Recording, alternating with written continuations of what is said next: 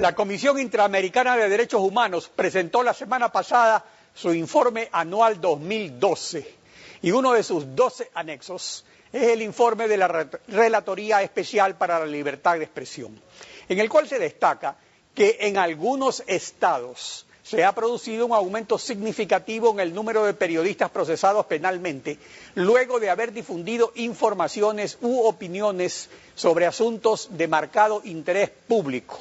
En este sentido, la Relatoría Especial señala la necesidad de derogar el delito de desacato y promover la modificación de las leyes sobre difamación criminal, a fin de eliminar la utilización de procesos penales para proteger el honor y la reputación cuando se difunde información sobre asuntos de interés público.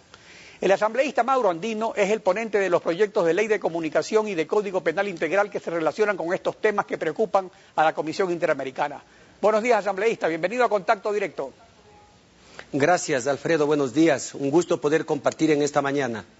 La Relatoría Especial, en el párrafo 181 de su informe, se refiere a que en el proyecto de Código Penal Integral se deroga el desacato, pero que se mantiene y refuerza la penalización de las injurias calumniosas y no calumniosas contra funcionarios públicos. Y si la Constitución en su artículo 11, numeral 89, dispone que el contenido de los derechos se desarrollará de manera progresiva, y si la Declaración de Principios sobre la Libertad de Expresión de la Comisión Interamericana recomienda, número 88, la despenalización de la injuria contra funcionarios públicos, ¿por qué se acepta esta propuesta del Ejecutivo en el proyecto de ley que va en contravía de esta corriente constitucionalista? Bueno, primero, Alfredo, debo empezar señalando que en el quehacer comunicacional existen varios actores.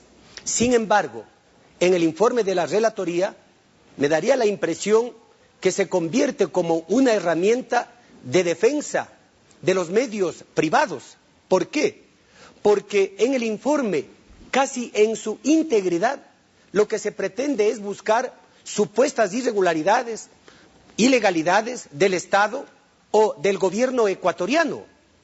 También se refiere a la agresión, perdón, se refiere a la agresión a periodistas de Gama TV, de TC Televisión, también consta en el informe. Pero es muy limitado, Alfredo, es muy limitado. Este informe es impreciso, ¿sí? Prácticamente se manipula la verdad de los hechos. Yo le invito, Alfredo, a que revise usted detenidamente el informe y usted va a darse cuenta que este informe ni siquiera recoge en los términos en los que se han desarrollado varios proyectos de ley. Por ejemplo, el Código de la Democracia se hace referencia a que está en debate o que se pretende aprobar. No se hace referencia a un reglamento. Se refiere a la resolución de la Corte. Por eso, como eso tiene decenas de párrafos, yo he escogido los párrafos que he considerado precisos. Y yo considero que es preciso el que dice que en el proyecto de Código Penal Integral sí se deroga el desacato, que para mí está derogado desde hace rato por la disposición derogatoria de la Constitución, que no se necesita derogarlo expresamente, y que se refuerza la injuria calumniosa contra funcionarios públicos. O eso sí está, y eso lo he visto, o sea, eso es preciso, usted es el ponente, y por eso yo me refiero a estos puntos concretos y precisos, no a los otros casos. Alfredo, en el proyecto de Código Integral Penal, nosotros hemos depurado más de 18 tipos penales que tienen relación con el delito de injuria y hemos dejado exclusivamente 2 tipos penales, el que tiene que ver la calumnia en el artículo 180 y la difamación en el artículo 181. Lo que tiene que ver con el desacato definitivamente no consta en este proyecto. Y así lo dice la Relatoría. Por otro lado, hay que resaltar lo que dice el artículo 11 de la Convención Americana sobre Derechos Humanos, protección de la honra y de la dignidad. Toda persona tiene derecho al respeto de su honra y al reconocimiento de su dignidad. Igual, nadie puede ser objeto de injerencias arbitrarias o abusivas en su vida privada, en la de su familia, en su domicilio o en su correspondencia, ni de ataques ilegales a su honra o reputación. Toda persona tiene derecho a la protección de la ley contra esas injerencias o esos ataques. La misma convención está garantizando el derecho a la honra, a la dignidad, tan preciado para mí como el derecho a la vida. Claro, pero como ese es el derecho a la problema vida. cuando existen personas inmunes como los legisladores y el presidente de la República. Entonces resulta que el común de los ciudadanos no existimos. Estamos ahí tirados a la Bartola, pues es que ese es el problema. Entonces, por eso la Declaración de Principios de la Libertad de Expresión establece como una excepción la de la honra que en los casos en que se refiera a funcionarios públicos se despenaliza en el sentido de que no cabe una pena de prisión, sino acciones civiles. Pero eso es una corriente de los derechos humanos, por eso está de acuerdo con nuestra Constitución, eso ha ocurrido en los últimos 10 años, se ha despenalizado el adulterio de la mujer, la homosexualidad de los hombres y la injuria contra los funcionarios públicos. O sea que esa es la tendencia internacional. Alfredo, es posible que en otros países efectivamente lo que tiene que ver con el delito de injurias se lo vaya sacando del ámbito penal y vaya aterrizando en el ámbito civil. Es un debate que tendrá que seguirlo construyendo y realizando en el país. Si en algún momento hay una decisión mayoritaria de que esto únicamente vaya al asunto civil, pues habrá que hacerlo. Pero desde mi punto de vista hay que defender este derecho tan preciado como la vida. Que le imputen el cometimiento de un delito, que le digan que es asesino, que es narcotraficante, me parece que nadie podría aceptar. Asimismo, Alfredo, en el informe de la relatoría, ¿qué es lo que dice? ¿Qué es lo que se dice? Se hace referencia, por ejemplo, que en un texto que ya no existe, en el artículo 126 se habla de que también por el hecho de injuriar a un funcionario público estaría sujeto a un juicio penal. Ya no consta, Alfredo, en el proyecto de Código Integral Penal. Hay muchas imprecisiones, es un informe sesgado, es un informe que no recoge la realidad de los hechos. Por Dios, a mí me hubiera gustado que también se hable en este informe de la concentración de los medios en pocas manos. Por ¿sí? supuesto, la concentración que tiene el gobierno, es que jamás ha existido en la historia del país que un solo propietario tenga tantos medios de comunicación. El único antecedente fue el de los Isaías, cuando tenían 2 cadenas nacionales de televisión, burlándose de la ley de telecomunicaciones, y eso lo permitió la partidocracia durante 25 años. Ese es el problema. Y entonces esa violación flagrante, descarada y grosera que había hecho un grupo económico de banqueros, se la ha tomado el gobierno. Ese es el monopolio que hay. ¿Cuál otro monopolio hay? No es así, Alfredo. No es así, mire. Aquí yo tengo el análisis del desarrollo mediático en Ecuador del 2011 de la UNESCO, en donde se da cuenta que del resumen estadístico por tipo de estaciones de televisión abierta, comercial privada 83%, servicio público 17%, comunitaria 0%. Resumen estadístico por tipos de estaciones de radiodifusión, comercial privada 89%, servicio público 10.8% y comunitaria 0.2%. Bueno, aquí está un informe de la UNESCO.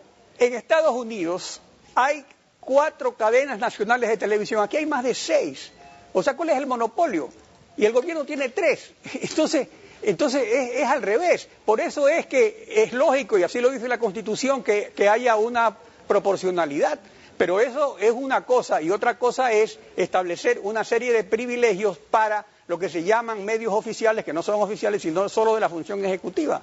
Eso tampoco lo regulan en el proyecto de comunicación. Alfredo, hay otros temas que tampoco la relatoría toma en consideración.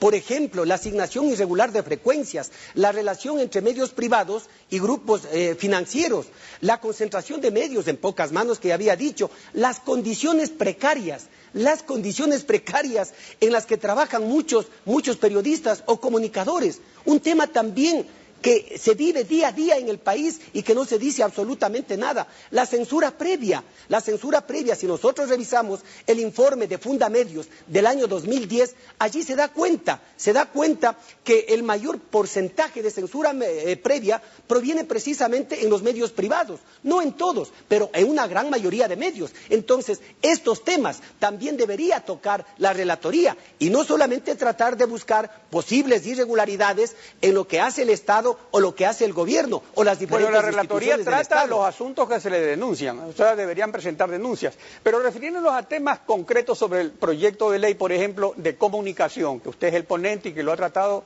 con tanta dedicación, aunque en algún momento ya también, no le han dicho que es un mamotreto, pero ha tenido sus contrariedades. En el párrafo 198 del informe de la Relatoría para la Libertad de Expresión se refiere a las declaraciones estigmatizantes que formula el presidente de la República en sus cadenas sabatinas que configurarían injurias no calumniosas graves. Y en el párrafo 232 se señala que tanto la Comisión Interamericana como su Relatoría Especial indican que no es cualquier información la que legitima al presidente de la República a ordenar cadenas de radio y televisión para interrumpir la programación regular de las estaciones de radio y televisión. Entonces, así como hay omisiones de la Comisión Interamericana, yo no creo que la Comisión Interamericana es perfecta, absolutamente, pero le pregunto, ¿por qué en el proyecto de ley de comunicación se omite establecer límites a este abuso de la Secretaría de Comunicación de la Presidencia de la República?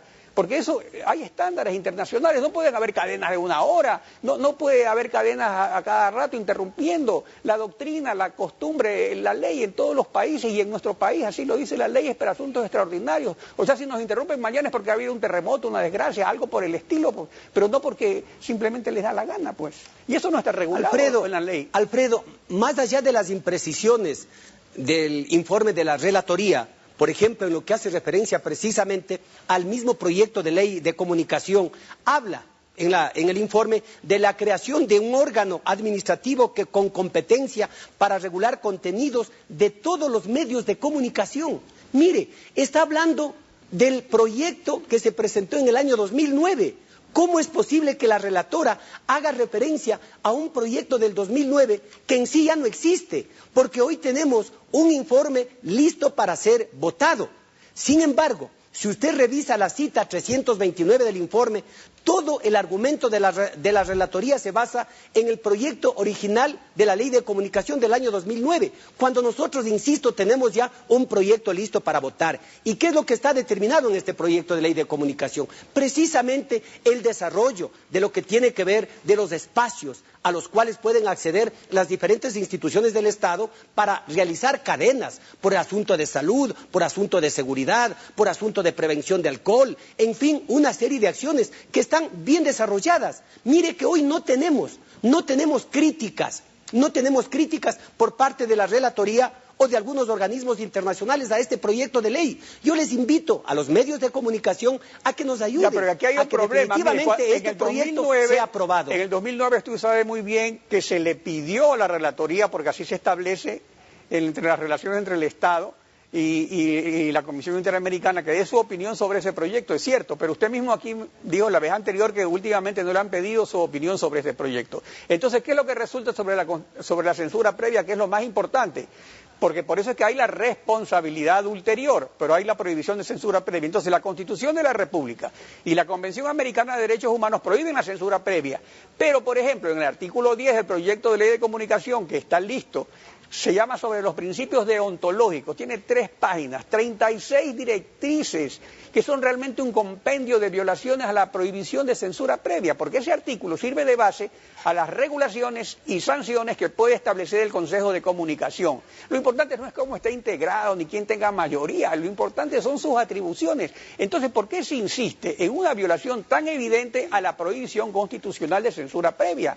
Porque eso de decir como deben ser los titulares que se puede decir, eso es censura previa. La libertad de expresión es hablar con mala fe, hablar con buena fe, escribir con faltas ortográficas, es la libertad. Y por eso hay responsabilidad ulterior. El que actúa de mala fe, el que es golpista, el que es un delincuente, el que conspira con otros, tiene que responder pues ante la justicia, pero no esto de decirle a todo el mundo, a ver, usted tiene que escribir así, poner esto. No, eso no es, pues, eso viola la Constitución. Yo comparto con usted, Alfredo, sí, que debe garantizarse la libertad de expresión, la libertad de información con responsabilidad ulterior, sí. Una cosa es una opinión, una cosa es un criterio y otra es una afirmación. Si alguien cuestiona a un funcionario, a un alcalde, a un prefecto, al presidente de la República, está bien, tiene todo el legítimo derecho, pero muy diferente que alguien señale explícitamente a una persona como autor de un delito, por ejemplo, decirle que es asesino, que es criminal, que es narcotraficante. Claro, es obvio que le está haciendo la falsa imputación de un delito y tiene que estar sujeto a un proceso de carácter penal. Claro, pero esos son los casos, pero por eso es que hay la prohibición de la censura previa. Entonces, si alguien incurre en ese delito, debe ser procesado, pero no puede ser que ya se haga un manual de lo que no se debe decir y que simultáneamente las empresas de comunicación reciben visitas de una serie de organismos del Estado para ver cómo están las cuestiones laborales, que cómo está lo del IES, que cómo está el SRI, que cómo está esto, que cómo están las antenas, que si funcionan, que si no funcionan. Eso no es libertad de expresión, eso es un acoso, un hostigamiento inconstitucional que viola la libertad de expresión. Lo que debe ejercerse es la responsabilidad ulterior, y los irresponsables y los que son calumniadores tienen que responder por sus calumnias, pero no a base de unos cuantos calumniadores hacer una violación a un derecho que es de la ciudadanía, no de los periodistas, pues somos nosotros medios que transmitimos lo que ocurre en la colectividad. Esto es de doble vía, tanto de los comunicadores, de los empresarios de la comunicación, de los funcionarios públicos, de los ciudadanos, de todos, de ser respetuosos del ordenamiento constitucional, del ordenamiento legal.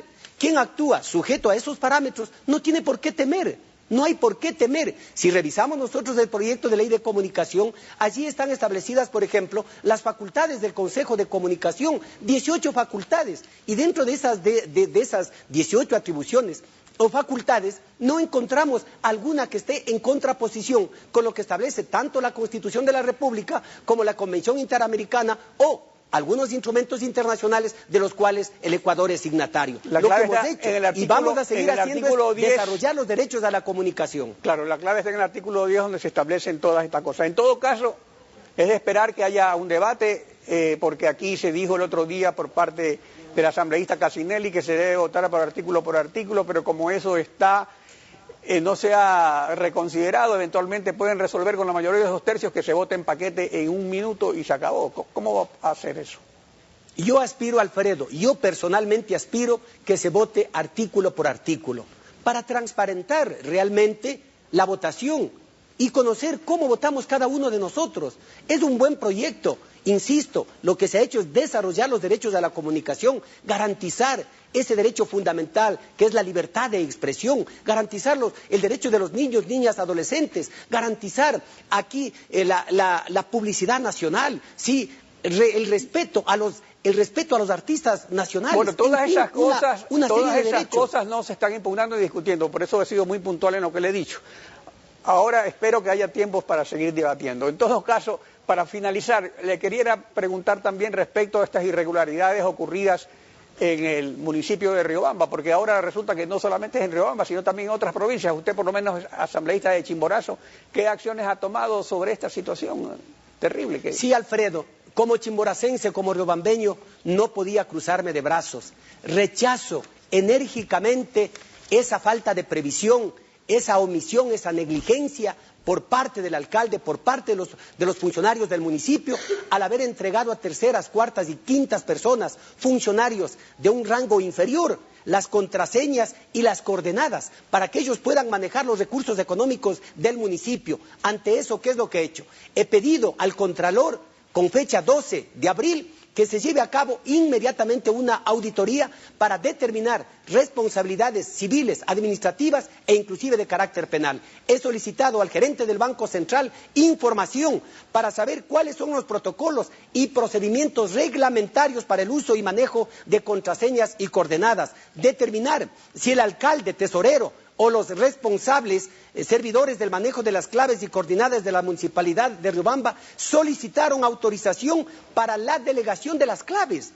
Y eso, contando con un documento oficial, sirva inclusive para un soporte para la Fiscalía, para la Contraloría, y de esa manera se pueda determinar con los autores, cómplices y encubridores. No es posible que 16 millones de dólares hayan estado a punto de ser transferidos a bolsillos de unos cuantos pícaros, de unos cuantos pillos que pretenden apropiarse del dinero que le corresponde a la ciudad de Riobamba para la obra social que tanta falta le hace. Por eso este día viernes a las 4 de la tarde va a haber una gran marcha en la ciudad de Riobamba para pedir la remoción del alcalde y para exigir celeridad a la Fiscalía como también a la Contraloría General del Estado. Asambleísta Mauro Audino, gracias por su participación en Contacto Directo.